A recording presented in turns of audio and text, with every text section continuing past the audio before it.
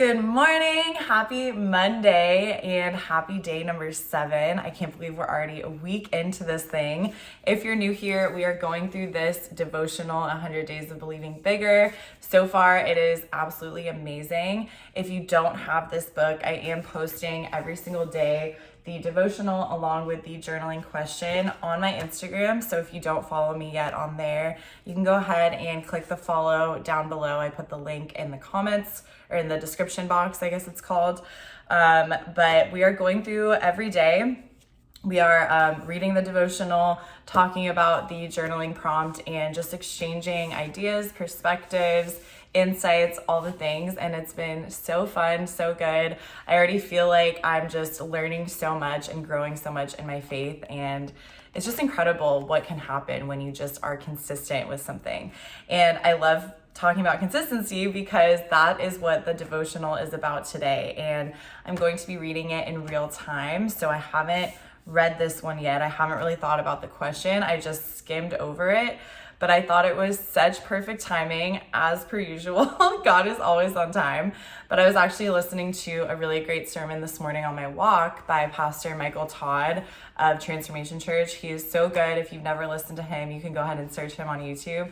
But this particular sermon was about daddy issues, and basically it was talking about how no matter how great our parents were, we can still be disappointed by them, right? Like whether they were there for us, whether they were supportive, they gave us love, all the things, like there are still going to be things that you are going to feel disappointed with, right? Ways that they didn't show up for you because they are human beings. They're imperfect, right? Like obviously we know they didn't not give us what we needed on purpose. They did their best, but these things can start to show up, especially in adulthood, when you start to really dive into your beliefs and your values and just your patterns, right? The ways that you react to the world. A lot of these things were learned as a child from your parents, or they were handed down to you from your parents, like such things as like certain beliefs, like certain limiting beliefs.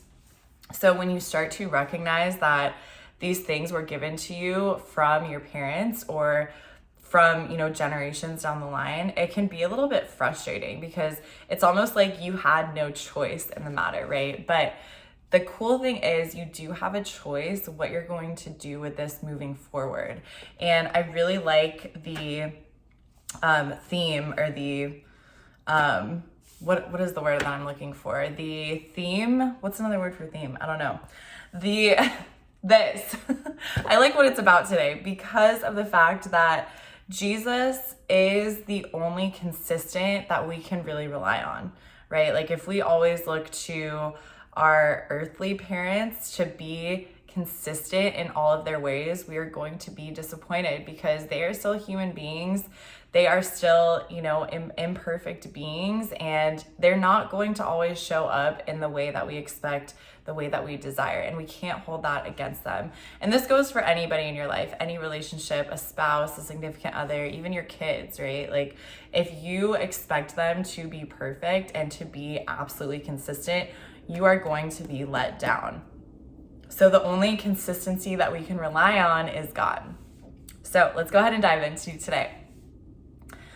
The verse of the day is Hebrews 13:8. It says, Jesus Christ is the same yesterday, today, and forever. I love it. This is one of my favorite verses because it just speaks for itself. Like it describes that he is never changing. And I think that's something that a lot of us wish we could rely on other human beings to be that way. But the unfortunate thing is none of us are going to follow through in the same way that Jesus does. So the only consistency that we can always rely on yesterday, today, and forever is the Lord. So it says, I remember when I was a single woman dating and desiring to be married. Dating can be incredibly enlightening. Who agrees with that? It gives an opportunity to see someone's character, integrity, and personality. But most importantly, it is a chance to evaluate a person's consistency. If someone isn't consistent in your life, they aren't really worthy of your trust. That goes for any relationship in your life. The reality of humanity is that people will disappoint you, and you will disappoint others, even if you don't intend any harm. I want to stop right there for a second, because I did mention before I started reading that we are going to feel disappointed most of the time from like our parents or significant other relationship, right? But this is a good point to touch on as well, is that the same way that we feel disappointed by others, we have to recognize that we are also going to be making others feel that way about us. Whether we try or not, we're going to disappoint people, right? And most of the time, we're not going to do it on purpose, right? But other people have, whether they speak them out loud and whether they want to or not, they're going to have certain expectations of you based on who you've been with them up to this point, or who they maybe want you to be. So whether you know that or not, whether they know that or not, like there's some sort of expectation there, and we're going to not fulfill it all the time, right? Like we're imperfect. We're not going to live up to the expectations of others all the time. And I think when we can grasp this idea that we are also disappointing others, it becomes easier to accept that others are disappointing us and they don't mean to, right? Because we don't mean to. So we can look at that and be like, okay, this is the perspective that I can take when I feel disappointed by others, right? We're flawed and imperfect, but Jesus is not. There is no one more selfless, more giving, more attentive, and more interested in your life. His love is perfect, wholly pure, and designed to passionately pursue you every day and in every way. We must be careful not to misconstrue the inherent mystery of God as inconsistency. His love and intention are unchanging. Our intimacy with him reveals his consistency towards us. Plus, miracles spring up from the soil of supernatural mystery. The unknown makes way for the unbelievable. The journaling question today says, how has disappointment in others put a dent in your trust when it comes to your relationship with God? And this one is so good, and it really correlates with the sermon I was listening to this morning. Like I kind of mentioned at the beginning of this video, I think a big point of disappointment in my life that I have started to really lean into a lot and really recognize a lot more is with my parents, especially with men. And this isn't to say like, oh, my dad is horrible, or, you know, I have been around horrible men. That's not it at all. But I think especially for women, I mean, honestly, for anyone, I think the biggest, like, the biggest challenge in our life is with our Father, because that affects the way that we view God, because God is a father figure. And if we are not receiving something that we need or something that we desire in a specific way from our Father, it's going to taint us to view God in that same way. Like, for example, if your father was emotionally unavailable, if your father was very inconsistent with the way that he treated you, or the way that he treated your mom, or just the way that he showed up, right? Or maybe he was never there, right? Like there's so many different things that, you know, your father could have kind of showed you through his actions. And now you're going to probably view God in that same way. You're going to view God as inconsistent. You're going to view God as not caring about your emotions, not emotionally available to be there for you.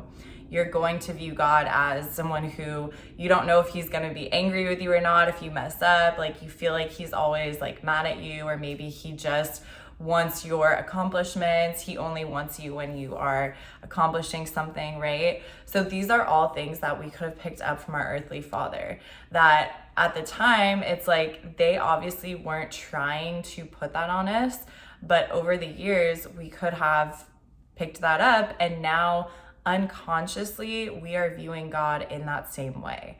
So I think this one is huge when it comes to parents, but it can also be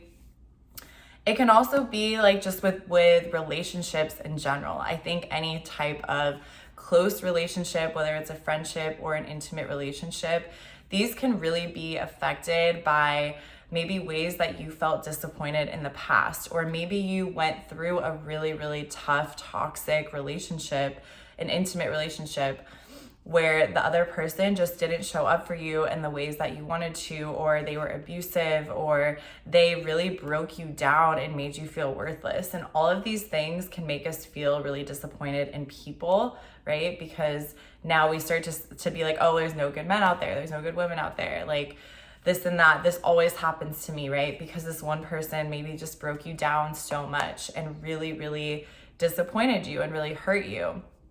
And now you may start to view God in the same way that you are viewing people. And this is where we get to have this separation. And this is something, it's challenging, right? Because God is, it's said in here, you know, it's like there's this mystery about him, and we can't misconstrue that with inconsistency. Just because there's things about him that we don't understand and we don't really know, and we're constantly learning about him, and we constantly will learn more, and then we'll probably feel like we don't know anything about him. I don't know about you, but I feel like that way sometimes. Like, just because of that, it doesn't mean that he's inconsistent. And consistency is something we can always count on from him. But it can feel difficult to understand that when we've never been shown that by somebody on the earth. So I think this is where we get to separate, God is not ever going to be the same as humans. And of course, there's going to be certain aspects that we see within human beings that kind of show who God is. They show the image of God. But there's also going to be aspects that make us feel that maybe this is how God is too, but the reality is he's not. Because he cannot mess up. He is not imperfect in any way, shape, or form. Like, he is perfect. So anything that we feel is done to us, that we feel disappointed by, that we feel is wrong, that we feel is unfair, those are not characteristics of God. And we have to make that distinction so that we don't confuse God with people, and we don't confuse the way that people show up with the way that God will show up for us. We have to put God in a separate category and not allow the way that human beings have maybe tainted us or made us just feel really upset and hurt and in pain and like disappointed and all the things. Like, we have to put that on humans and understand that is a human thing. That is never going to happen with God. So when it comes to allowing that to put a dent in your trust with God, again, I think it's just important to separate the two and understand that you can count on God to be consistent always.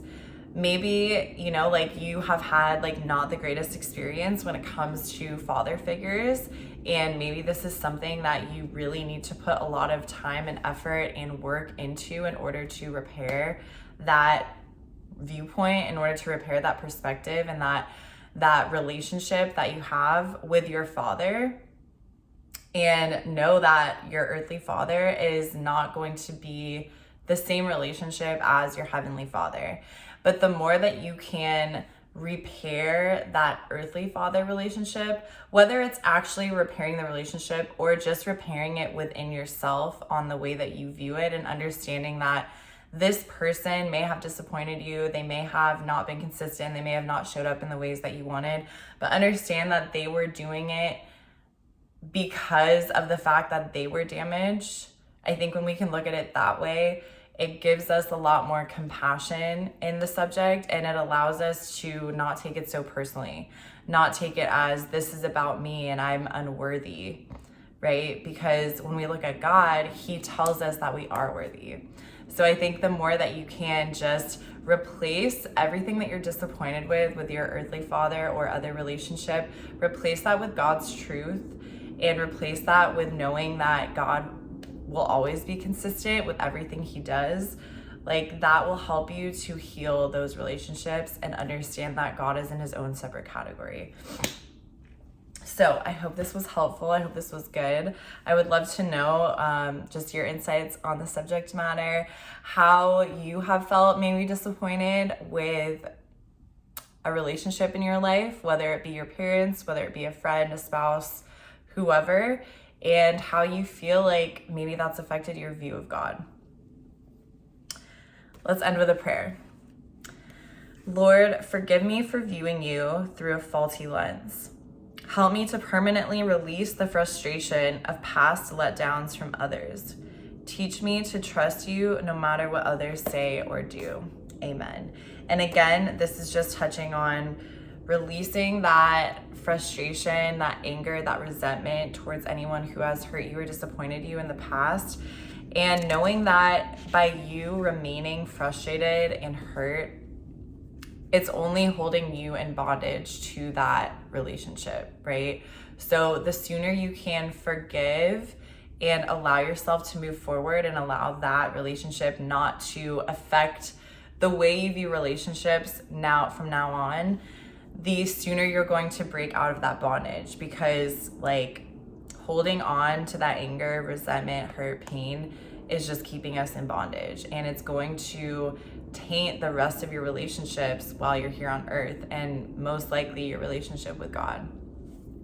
So the sooner you can let go of those things, the better. So I hope this was helpful for you today. This was a little bit longer today, but it correlated so perfectly to the sermon I heard. So I love when that happens, because it really just is driving in this same point. And I love when things just line up and they're just like so congruent with each other. It's just so cool to see. So I hope you have an amazing day, and I will see you tomorrow for day number 8.